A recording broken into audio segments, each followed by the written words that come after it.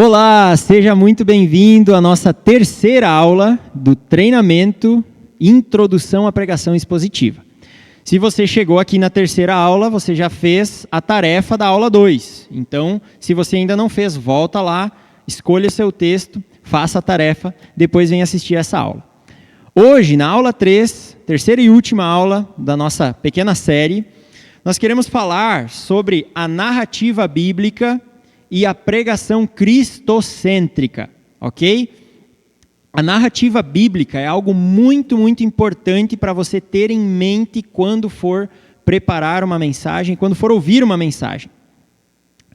A Bíblia toda conta uma história. Tem uma palavra até em alemão que define isso na teologia, que se chama Heilsgeschichte, a história sagrada, a história da salvação. Toda a Bíblia conta uma só história. É Deus criando e salvando um povo. Essa é a história básica, central da Bíblia. E você precisa ter isso em mente, em detalhes, quando for ler um texto, preparar uma pregação.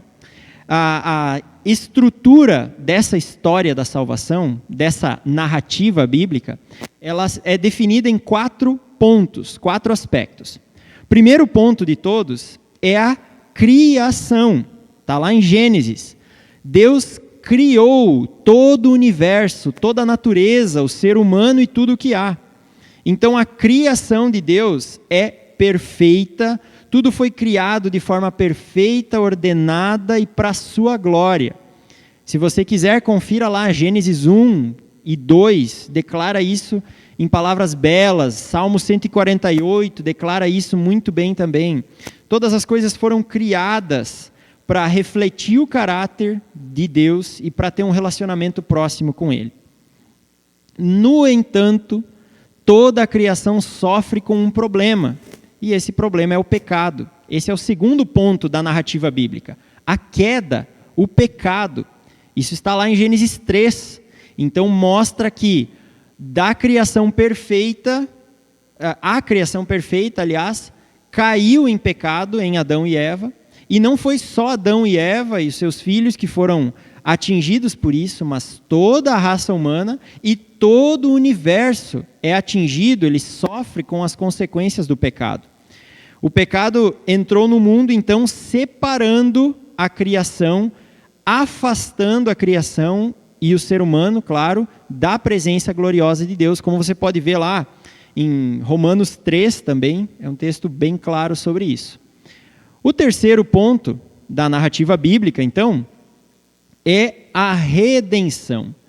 É aquilo que Deus faz para resolver o problema da queda, para resolver o problema do pecado.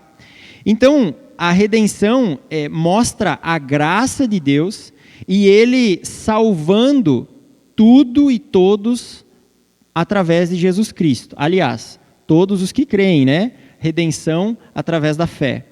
Então, Jesus Cristo pagou o preço, trouxe reconciliação com Deus, reaproximou o ser humano afastado por causa do pecado, reaproximou ele de Deus. Você vê isso em textos básicos, né? Como João 3,16, como Efésios 1 e 2, como Romanos 8, enfim, a redenção. E o último ponto, o último passo da narrativa bíblica, então, é a nova criação, ou a glorificação. São 2 nomes aí para uma mesma etapa. É aquele ponto da história, ou além da história, em que Deus vai restaurar todas as coisas ao seu estado original e perfeito. Não mais submissos, afligidos, oprimidos pelo pecado, mas em novidade, né? Em perfeição na sua presença. Então, a promessa é que Deus vai eliminar todo o pecado, eliminar tudo que é ruim, eliminar toda a maldade, todas as coisas velhas e trazer um novo céu e uma nova terra. Isso está em Apocalipse 21, por exemplo, e outros textos mais. Todos esses pontos, eles precisam ser levados em conta quando você ler um texto bíblico. Então, pergunte para si mesmo e acerca do seu texto. Onde esse texto se encaixa na história de redenção, na narrativa bíblica? Esse texto revela algo sobre a criação, revela um aspecto da queda, revela a atitude de alguém vítima do pecado. Esse texto revela Deus prometendo redenção, Deus executando, realizando redenção. Esse texto mostra a promessa da nova criação, a realidade da nova criação, onde esse texto se encaixa na narrativa bíblica. Então, a ideia, o objetivo de você levar a narrativa bíblica em conta é não transmitir apenas conhecimento e conteúdo para os seus ouvintes, mas mostrar para as pessoas o que é que Deus está fazendo para redimir o seu povo. Como é que Deus está intervindo na história da humanidade para gerar salvação, restauração e levar tudo ao fim, que é fazer todas as coisas convergirem para Cristo, como diz lá em Efésios 1 também. Algo que você precisa levar em conta é a condição da queda. Isso é muito sério. Todo ser humano, ele vive num mundo caído. Desde Adão e Eva, passando por todas as histórias bíblicas, por toda a história pós-bíblica até hoje. Todos nós vivemos no mesmo mundo. Todos nós somos vítimas, somos sujeitos ao pecado. Então, todas as nossas ações, elas são tendenciosas para o mal. Quando nós estamos naturalmente levados, né? Quando somos levados pelos nossos pensamentos humanos. Então, o que você precisa ter em mente também, levar em conta em relação à queda, é que Deus sempre age em meio à humanidade caída. Perceba isso na Escritura. Romanos 5:8 mostra que Deus prova seu amor para conosco, em que Cristo morreu por nós quando nós ainda éramos pecadores. Então Deus age na humanidade pecadora. Ele não precisa que nós sejamos até certo ponto santos para então agir em nosso favor.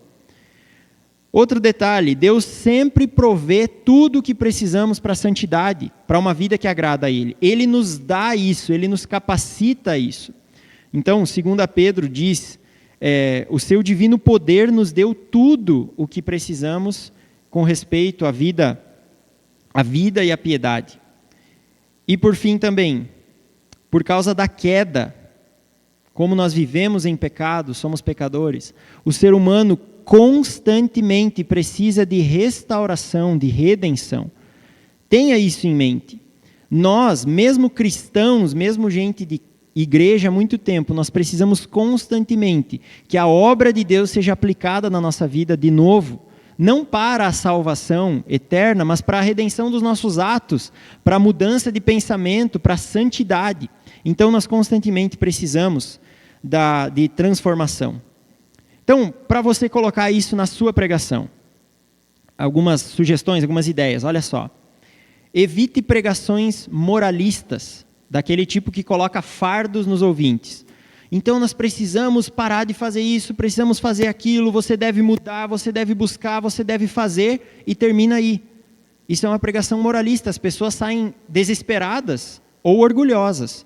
Desesperadas porque não conseguem fazer aquilo, ou orgulhosas porque acham que já estão santas o suficiente. Sempre mostre como Deus redime, purifica, dá força, capacita o seu povo. Em toda pregação, faça isso. Lembre que a pregação não pode parar no pecado.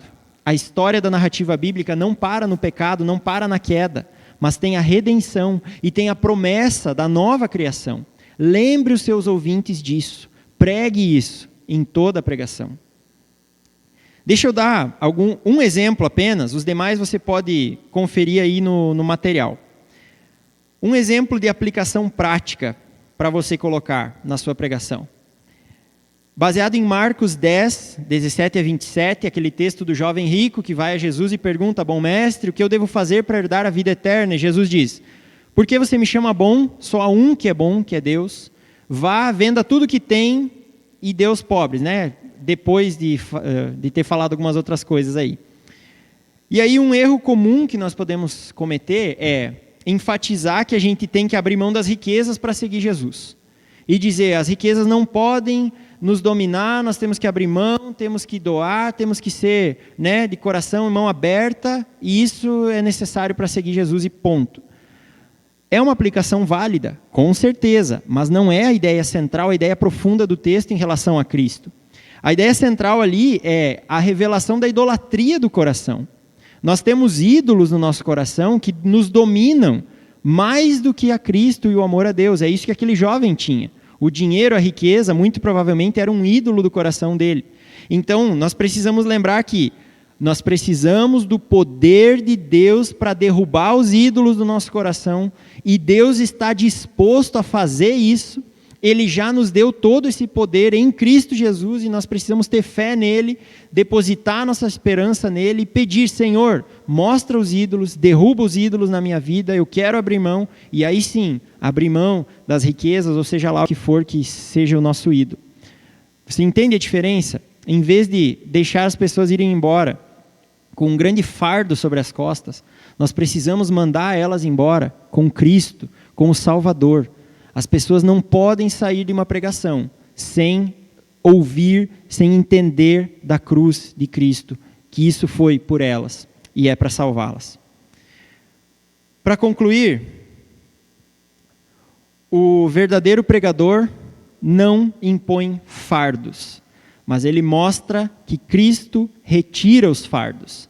Ele mostra que Cristo veio para acabar com o fardo do pecado e para dar uma nova vida e um novo fardo que é leve e que é suave. Lembre disso na sua pregação. Para terminar, chegamos ao fim dessa terceira aula e do nosso treinamento Introdução à Pregação Expositiva. Você agora tem uma tarefa. E essa tarefa é um pouco maior. Claro que, participando de um treinamento de pregação, você teria que preparar uma pregação. Então, a tarefa que você tem agora será preparar uma mensagem expositiva de 5 minutos, ok? 5 minutos. Você vai estudar, você vai ler, você vai achar informações e você vai ter que podar essas informações. Não precisa se preocupar com muitas aplicações, muitas lições, muitas ideias. Seja sucinto, claro e direto. Uma mensagem de 5 minutos, baseada num texto bíblico, no qual você lê o texto, você explica o texto e você aplica o texto aos seus ouvintes. Ok? Ao chegar no final dessa preparação, você pensa em uma aplicação apenas, não abra o leque, porque isso toma muito tempo e necessita de muito mais explicação. Foque em uma aplicação, numa dica prática, e veja se você está apresentando com clareza e objetividade essa pregação, essa lição, então, a ideia central do texto, o propósito da sua mensagem. Ok? Nós vamos compartilhar isso, então, no nosso encontro presencial, e até lá eu desejo bons estudos e que Deus abençoe sua vida. Vamos orar? Senhor Deus, nós agradecemos pela oportunidade de estarmos estudando a Tua Palavra e estudando como estudar a Tua Palavra. É um privilégio poder fazer isso. É um privilégio ter pessoas assistindo e ouvindo isso, estudando a Deus, se aperfeiçoando para pregar a Tua Palavra. O meu pedido é pela Tua graça sobre cada um. Que o Senhor dê clareza, dê entendimento, dê sabedoria, como o Senhor nos promete lá em Tiago, que todos nós que temos falta de sabedoria podemos pedir e o Senhor dá em abundância. Por isso nós pedimos, nos dê sabedoria, Senhor, dê sabedoria a cada um que está ouvindo essas aulas e vai preparar essa pregação agora. Usa a vida dos teus servos, em nome de Jesus. Amém?